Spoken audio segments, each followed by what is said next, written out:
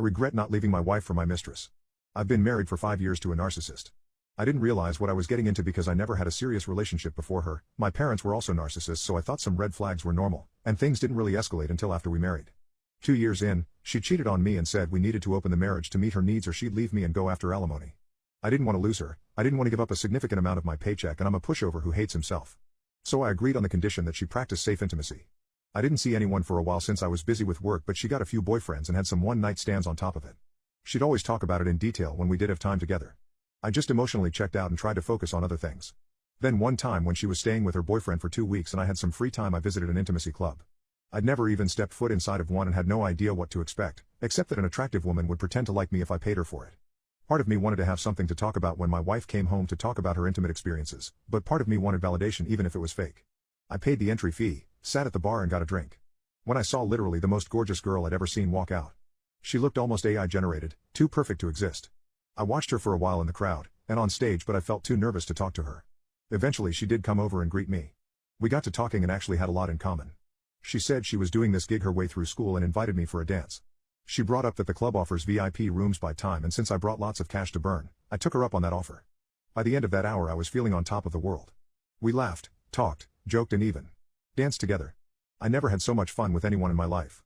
She said she normally doesn't see customers outside of the club ever, but gave me her real name and phone number. The next few months was a whirlwind romance that felt like out of a movie. We opened up to each other about a lot, and became really close. She brought out a confident and fun side of me I didn't even know I had. We could talk for hours on end and I couldn't stop thinking about her. The last time I saw her we finally did the deed. It was the best night of my life. She made me feel so desired and I loved returning the favor. Admittedly, I neglected my marriage during this time, but I didn't even feel guilty because of what my wife had put me through. My wife started to notice and became more controlling, and irritable. She knew I started seeing someone too, and seemed fine with it at first, but eventually she blew up.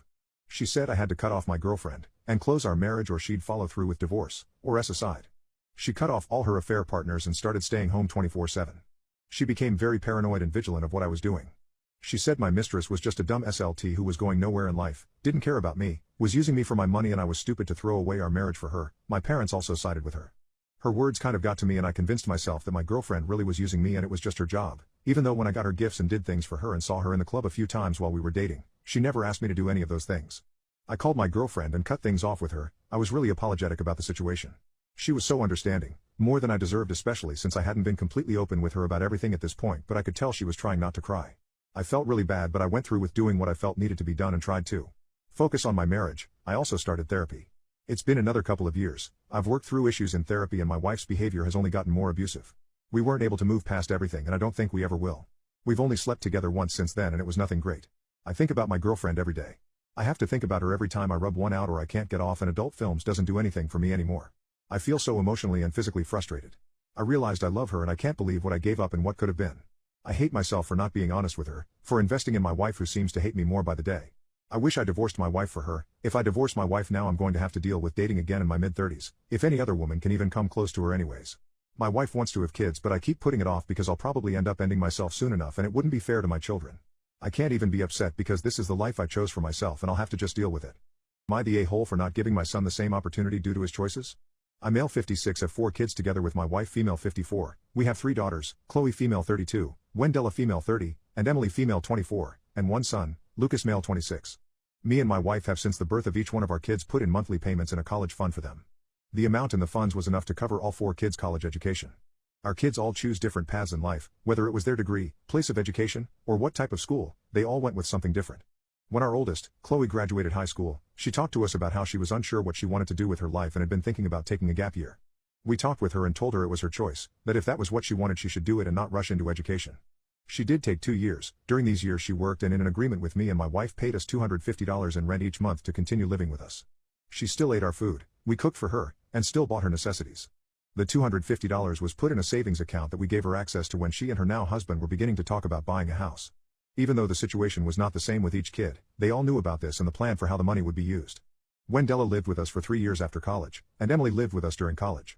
They both took part in this. The issue is with my son. He, like his oldest sister, wanted to take a gap year. We encouraged him to do so. He asked if he could stay with us. We told him yes, but told him about the rent situation. He was not happy with this, saying that he was our son and we should want him to live with us for as long as he needed to. We explained what the money would be used for. He said he did not give a crap. He was very angry with us for a long time and ended up staying with a friend of his. This all happened around 8 years ago. We have a good relationship now with both him and his wife who are accepting our first grandchild. He recently brought up how all his sisters got money to buy a house, and showed me pics of a house that he and his wife had been looking at. I said it looked nice, to which he responded by asking when I could give him the money.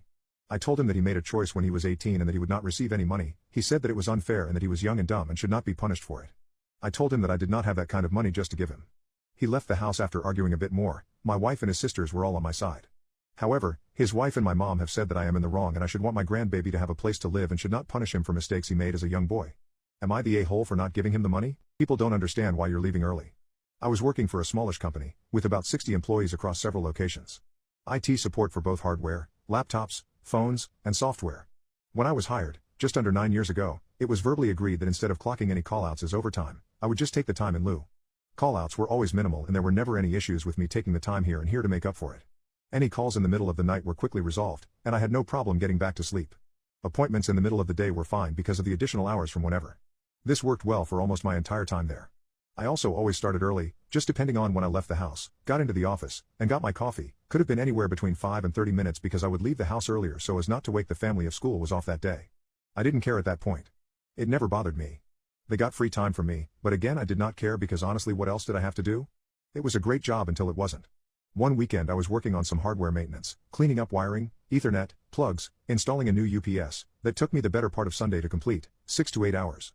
This was understood, approved in advance, and appreciated. The following week I decided to start burning those extra hours. I still came in early, as I had done for years, but started leaving an hour early from my regular end time every day if nothing was going on.